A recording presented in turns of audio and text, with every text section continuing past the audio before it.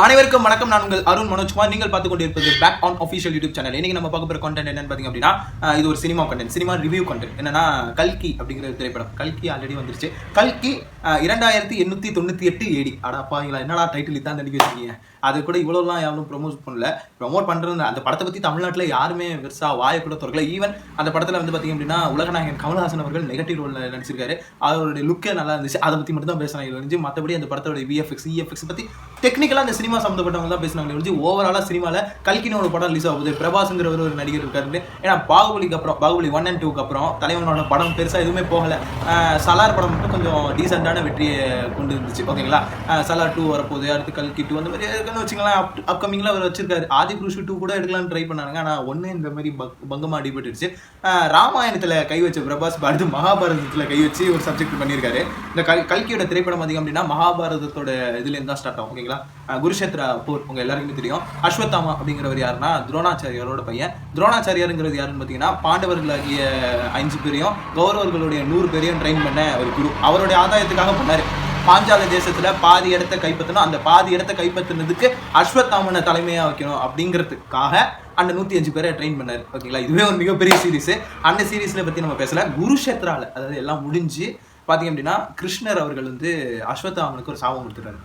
அதுக்கு தலைவன் வந்து ஒரு சம்பவம் பண்ணியிருப்பாப்ல. துரியோதனன் இறந்துருவான். பீமனால அது கதத்துல இருந்து தொடையில் அடிச்சு வந்து தலைவன் செத்துருவாப்ல. செத்ததுக்கப்புறம் சரி போர் தான் முடிஞ்சிச்சு, ஜாலி ஐயா அப்பா அப்படின்னு நினைச்சாலும் டக்குன்னு பார்த்தா தலைவன் உயிரோட வந்துருவாப்ல. அந்த லட்சியம் வந்து சாகாம இருக்குங்கிறதுக்காண்டியே, அந்த லட்சியம் சாகாம இருக்கிறதுனால ஒரு மனுஷனோட உயிர் திரும்பி உயிர் தேடும். ஓகேங்களா, அப்பொழுது பார்த்தீங்கன்னா உடம்பு எல்லாமே இதாயிடும். உடம்பு வந்து அவ்வளோதான் டெத்து.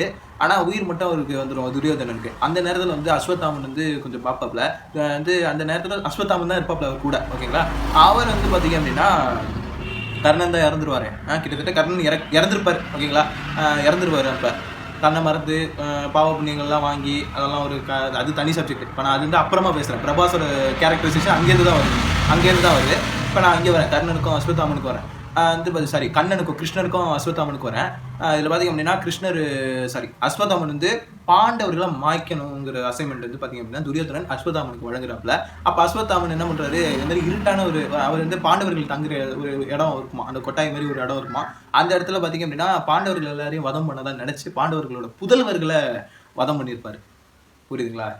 இல்லடா கதை ரொம்ப காம்ப்ளெக்ஸாக போகும். அப்புறம் பார்த்தீங்க இதெல்லாம் தெரிஞ்சதுக்கப்புறம் அர்ஜுனன் காண்டாகி ஒரு பிரம்மாஸ்திரத்தை விடுவான். இதுக்கு பதிலுக்கு அஸ்வத்தாமனும் ஒரு பிரம்மாஸ்திரத்தை விடுவான். 2 பிரம்மாஸ்திரத்தையும் வாபஸ் வாங்க வச்சு கடைசியில் கிருஷ்ணர் காண்டாகி ஒரு சாபம் விடுவாப்புல. நான் வரைக்குமே இறந்தாலும், இந்த உலகத்தில் எல்லாருமே இறந்தாலும், இந்த யுகத்தில் எல்லாருமே இறந்தாலும், நீ கடைசி வரைக்கும் உயிரோட இருப்ப. இந்த காயம் வந்து உன் உடம்புக்கு எந்த காயமும் ஆறாமல் நீ வந்து ஒரு தனிமை வாழ்க்கையும் வெறுமை வாழ்க்கையோட இந்த வருஷத்தில் உயிர், அதாவது உன்னை விட்டு உயிர்ங்கிறது ஒன்று போவே போகாது, நீ நிரந்தரமாக இப்படியே தான் இருப்பேங்கிற மாதிரி சாபம் விட்டுட்டு நெத்தியில் ஒரு கல் மாதிரி இருக்கும். அதாவது அவங்க துரோணாச்சாரியருடைய வம்சாவளியில் பார்த்தீங்க அப்படின்னா ஒரு மிகப்பெரிய ஒரு விஷயத்தை செஞ்சு அதுக்கு வந்து அடுத்து பிறக்க போகிற அந்த வாரிசு, அதாவது அஸ்வத்தாமனுக்கே வந்து அந்த நெத்தியில் ஒரு கல் வந்து செஞ்சிருக்கும். அந்த கல்லையும் பிடுங்கிட்டு அதை தூக்கி எறிஞ்சிருவார். ஓகேங்களா, ஒரு சமுத்திரத்தில் தூக்கி எறிஞ்சிருவார். இதுதான் வந்து சீக்வன்ஸு. இதை வச்சு தான் அப்படியே போகும் கதை சைஸ் தான் நகரும் பொழுது பார்த்தீங்கன்னா, அது நாளடைவில் பார்த்தீங்க அப்படின்னா நம்ம அமிதாப் பச்சன் அவர்கள் வந்து டிஏஜிங் பண்ணதெல்லாம் வந்து பார்த்தீங்கன்னா ரொம்ப ஆர்டிஃபிஷியலாக இருந்துச்சு. ஏன்னா அபிஷேக் பச்சனே அந்த இடத்துல நடிக்க வச்சிருந்துருக்கலாம். ஏன்னா அவருக்குமே அந்த அமிதாப் பச்சனுடைய முகம் வந்து அப்படியே செட் ஆகும். ஆனால் அபிஷேக் பச்சனுக்கே வந்து டிஏஜிங் பண்ணணும். ஏன்னா கிட்டத்தட்ட அவருக்கு 50 வயசு ஆகுது.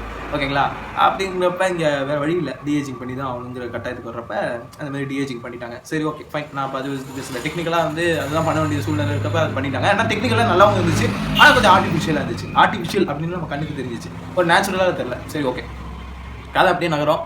பார்த்திங்க அப்படின்னா அப்படியே கட் பண்ணாக்க இந்த 2898 ஏடி அந்த காலகட்ட டைம் ட்ராவலிங். ஓகேங்களா, டைமில் பார்த்திங்க அப்படின்னா இந்த மாதிரி காசிங்கிற ஒரு ஊர் மட்டும்தான் கடைசியில் மிஞ்சிருக்கு அப்படின்ட்டு. அதாவது இந்த உலகத்துடைய முதல் நகரமே இந்த காசி தானா. ஆனால் இது வந்து அந்த ஏடியில் பார்த்திங்கன்னா கடைசி நகரமாக மாறிட்டு இருக்கு. கிட்டத்தட்ட அது ஒரு இந்தியனைஸ்டு ஹிந்து சம்மந்தப்பட்ட ஒரு கருத்து ஹிந்துத்துவத்தை இந்த இடத்துல சொல்கிறானுங்க. ஓகேங்களா, வேற எந்த மதத்தை பற்றியும் அவங்க பேசல, ஹிந்துத்துவத்தை பற்றி தான் அதில் பேசியிருக்காங்க. இடையிலேயே ஒரு ஹிந்துசம் கண்டென்ட் தான் இது. இது முழுக்க ஹிந்துசம் கண்டென்ட் தான் இது.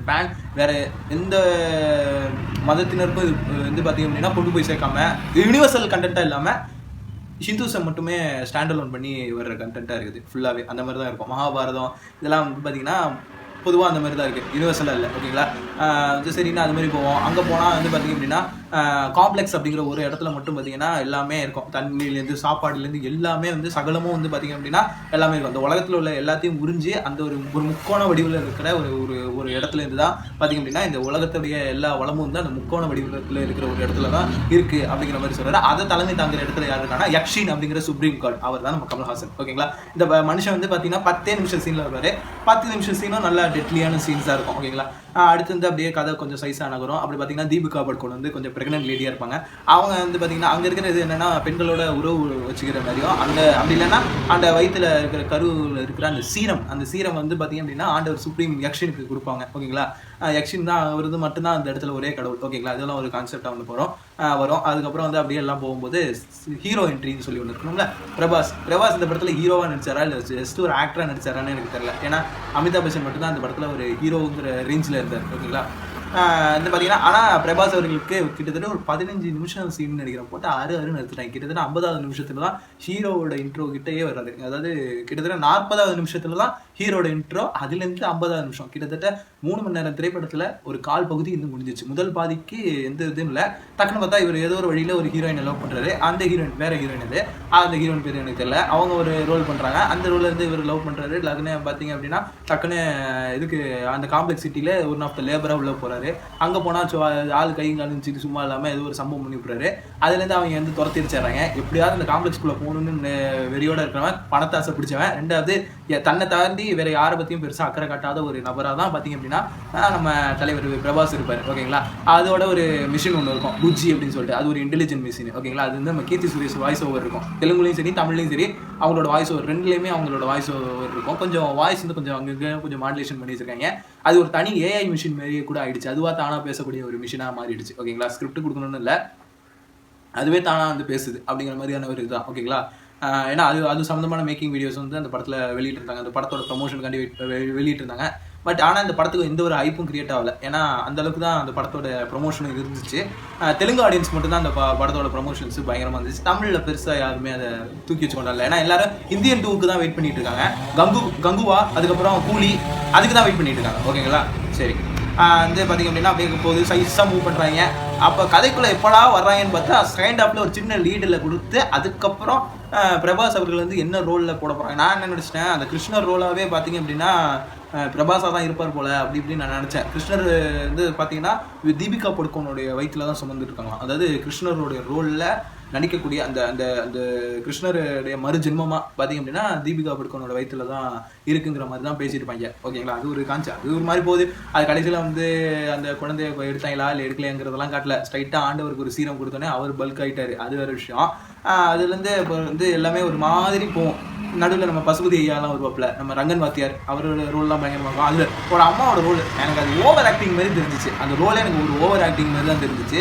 ஆனால் ஏதோ வந்து அவங்களுக்கு கொடுக்கக்கூடிய அந்த பில்டப் ரோல்னு ஒன்று இருக்கும்ல, அந்த ரோல் இருந்தது. ஆனால் எதையுமே ரொம்ப ஸ்ட்ராங்காக பதிவே பண்ண முடியல. டீட்டெயிலிங் இல்லை, சீன்ஸுக்கு டீட்டெயிலிங் இல்லை. ஒரு சீனுக்கு இன்னொரு சீனுக்கு ஒரு நடுவில் ஒரு கண்டினியூட்டி இருக்குன்னா அந்த கண்டினியூட்டிக்குன்னு ஒரு சில லீட் இருக்கணும்ல. அந்த லீடை நான் அங்கேயும் பார்க்க முடியல. கேஜிஎஃப்ல பார்த்த அந்த எதுவுமே இல்லை. கிட்டத்தட்ட ஏன் இந்த கேஜிஎஃபோட கம்பேர் பண்ணுறேன்னா அந்த எல்டோரோடோங்கிறது எந்த மாதிரியான ஒரு மோசமான இடம் அப்படிங்கிறத காட்டுறதுக்காண்டி ஒரு சில மக்கள் எந்த மாதிரிலாம் சித்திரவதை அனுபவிக்கிறாங்கிற காட்சியெல்லாம் காட்டியிருப்பாங்க. ஆனால் கல்கி திரைப்படத்தில் உலகமே அழிஞ்சு கிட்டத்தட்ட ஒரு இடத்துக்குள்ளே வந்ததுக்கப்புறம் அங்கே இருக்கிற மக்களுடைய சில விஷயங்களை காட்டாமல் இது வந்து ஒரு மாதிரி மிக்ஸ்டாக போனது.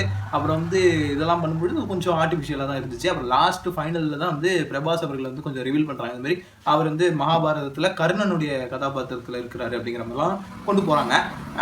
அது மட்டும் இல்லாமல் அது வந்து எனக்கு மகாபாரதத்தை நான் எந்த அளவுக்கு புரிஞ்சு வச்சிருக்கேன் அப்படின்னா அதில் கர்ணனோட இறப்பு, அந்த இறப்புங்கிறதே வந்து கிட்டத்தட்ட அது அவர் இறக்கக்கூடிய ஆளே கிடையாது. ஏன்னா அவரோட புண்ணியம் வந்து அவர் உயிரை வந்து பிடிச்சி வச்சிருக்கு. அவர் எவ்வளோ அம்புகள் அவர் மேலே விட்டுருந்தாலும் அவர் இறந்துருக்க மாட்டார். ஏன்னா அந்த அளவுக்கு அவருடைய இது அப்படி. உலகத்தில் உள்ள எல்லா பக்கமும் அந்த பிரபஞ்சமே ஒரு மனுஷனுக்கு எகெயின்ஸ்டாக இருந்திருக்கு. அப்பா அம்மாலேருந்து சுற்றி இருக்கிறவங்க எல்லாருமே வந்து பார்த்தீங்கன்னா கைவிட்டுட்டாங்க.